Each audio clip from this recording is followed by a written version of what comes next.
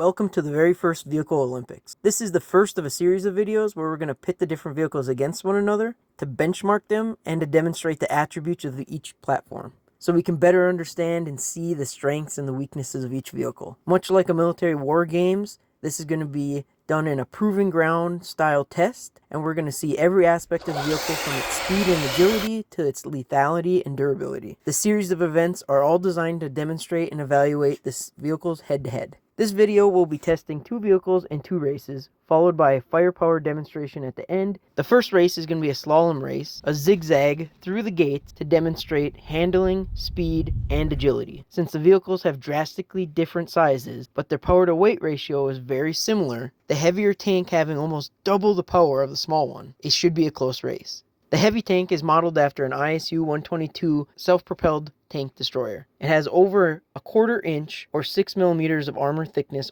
all the way around. It's got dual brushless 390 motors. The tracks are 30% wider and almost double the length, resulting in over double the ground contact, making this a fiercely fast and agile tank even for its size. The second tank is much smaller. It's a tank destroyer with 3/16 of frontal armor and a very thin 1/16 inch side armor. That's 4.75 millimeters front and 1.5 millimeters side. Narrow tracks compared to the ISU and smaller dual 370 brush motors, coming in at nearly half the size and weight than the heavier ISU. The gates are and will always be set to the same width and distance apart for all future tests. The width is 12 inches. The gates are 2 feet apart from one another, with a total track length of 6 gates or 10 feet total length.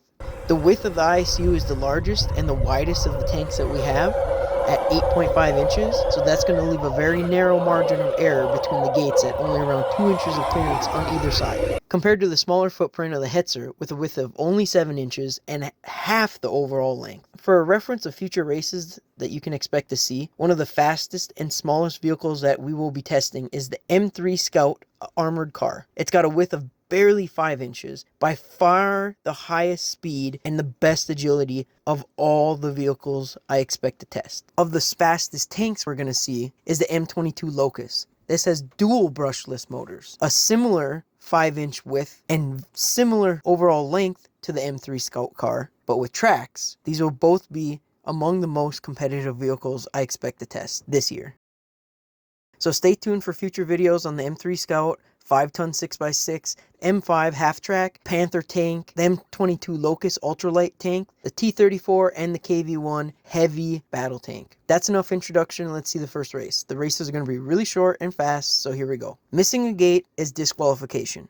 Touching but not knocking over a gate is half of a second penalty, and knocking a gate down is 1.5 seconds penalty. The first race is a slalom, starting with the Hetzer. Let's go.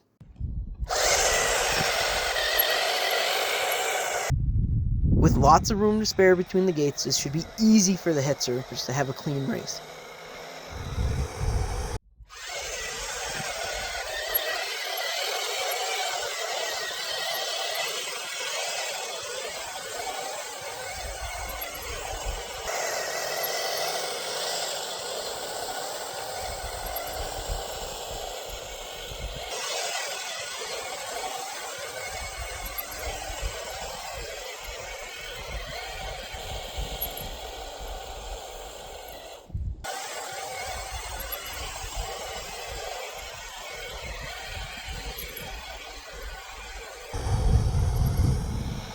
The Hetzer finishes with a clean run of 12 seconds flat. Second up is the ISU. Let's see if more engine power makes up for the double in size.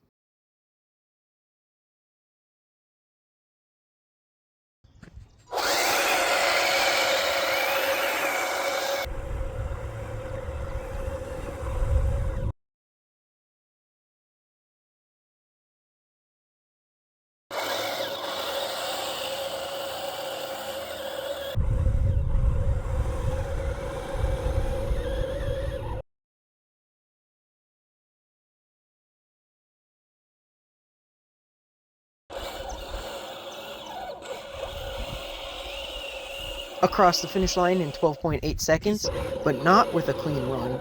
With 3 penalties at half a second each, its total time comes to 14:37. over 2 seconds slower. Even without the penalty, the Hetzer dipped it by a long shot. I think the majority of that race came down to the agility of the Hetzer and the extra room on either side of the gate to make up for error in driving. The ISUs had a lot of acceleration, it seemed fast overall, but it just couldn't navigate those narrow gates. Our next race is going to be the drag race, starting with the Hetzer.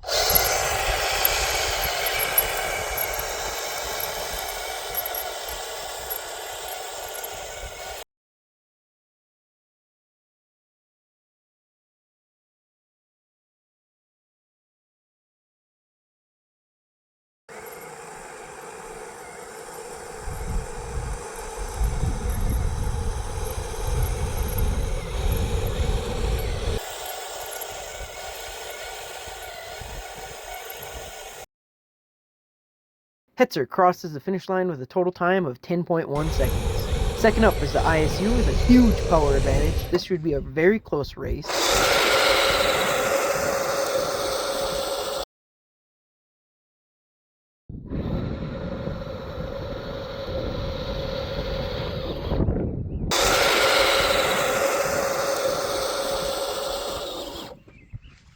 This race is going to have to be redone. We saw the ISU use gearbox on one side after getting some foreign material into it, which was my fault. It locked up on multiple occasions. I tried to just get it through this race for the sake of filming this video and getting it out to you guys. And as you saw, it ended up breaking on it, which is too bad because it was looking really good. I mean, it was way fast. Looking back at the footage, speed and acceleration tremendously faster than the Hetzer. It only made it to the halfway point of the track, but it had done so in only 3 seconds. If we run the numbers, we could expect the full race to have been completed in somewhere around 7 seconds. 3 seconds faster than the Hetzer. Even with a knockdown penalty of 1.5 seconds, it still would have been on track to win by over a full second.